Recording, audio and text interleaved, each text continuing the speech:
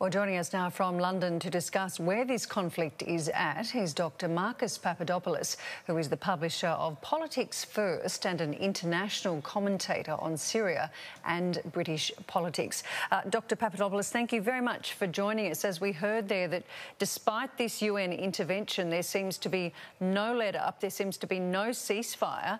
How do we work our way out of this international mess?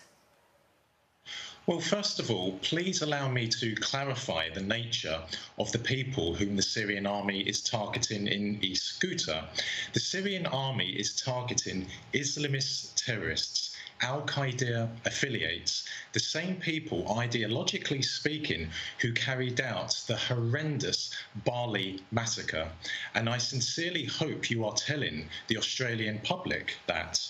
Now, since 2012, the people of East Ghouta have lived under the occupation of Al-Qaeda affiliates, and they have been suffering tremendously every single day for the last 6 years. The massacres that the terrorists in East Ghouta have been inflicting on the civilian population is so horrendous that I really shouldn't talk about it on live television.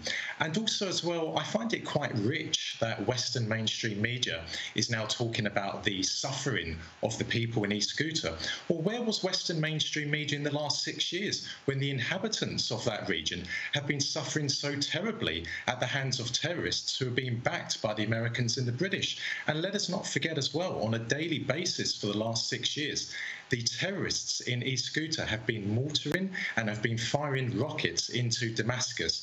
They have been aiming at schools, hospitals, nurseries. Indeed, last week, they killed a large number of children. So I think it is quite rich and, frankly speaking, disgraceful that Western media is talking about a humanitarian concern in relation to East Ghouta.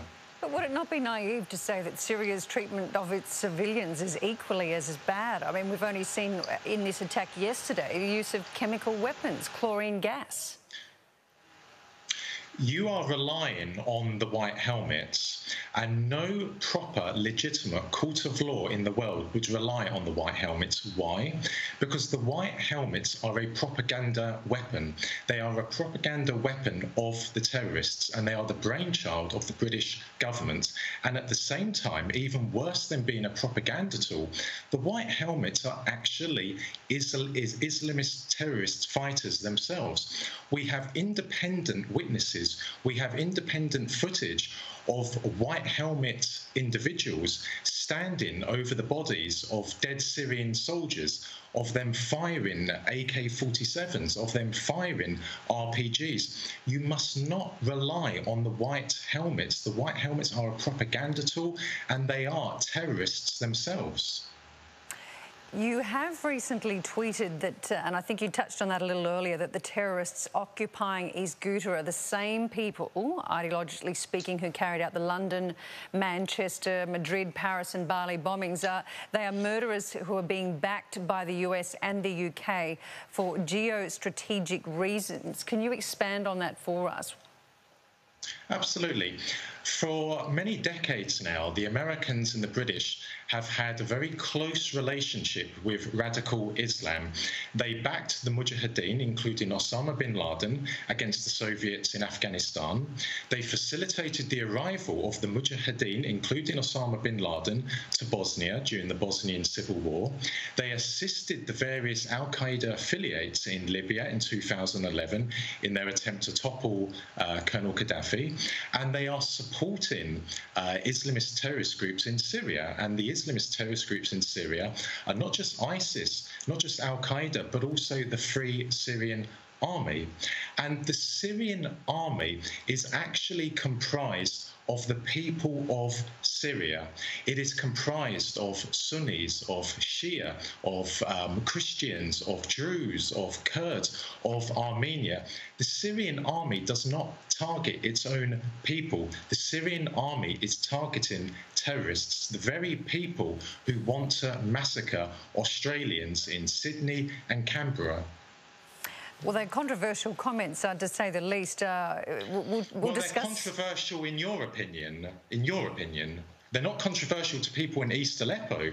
If you go to East Aleppo today, which was under the control of Al-Qaeda, they will say, my comments aren't controversial. They will say, you are controversial, well, and the stories you put out are controversial. The many thousands of civilians who have died at the hands of the Syrian government.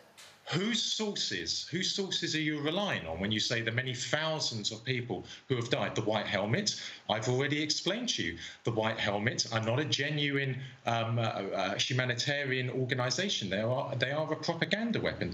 They are Islamist terrorist fighters themselves. Donald Trump, in his State of Union address, says he's quashed ISIS once and for all. What would be your response to those comments? Well, I don't think Donald Trump has a clue about what's happening in Syria. Indeed, he hasn't a clue about what's happening in his own country.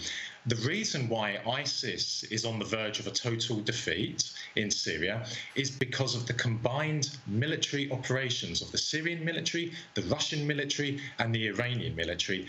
And quite frankly speaking, the world should be grateful for what Syrian soldiers are doing every single day of the week. They are sacrificing their lives to defeat the scourge, the evil that is Islamist terrorism. Every single step the Syrian army advances in Syria makes the streets of Sydney, of London, of Washington and Paris safer. So will they support a ceasefire? Will they take part in the ceasefire?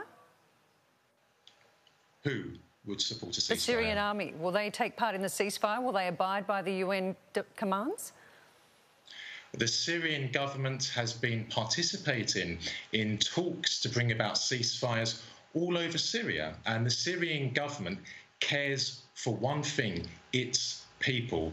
And if it can facilitate a ceasefire somewhere in Syria, whereby the terrorists move to, for example, Idlib, then the Syrian government will do that, which I think is quite remarkable.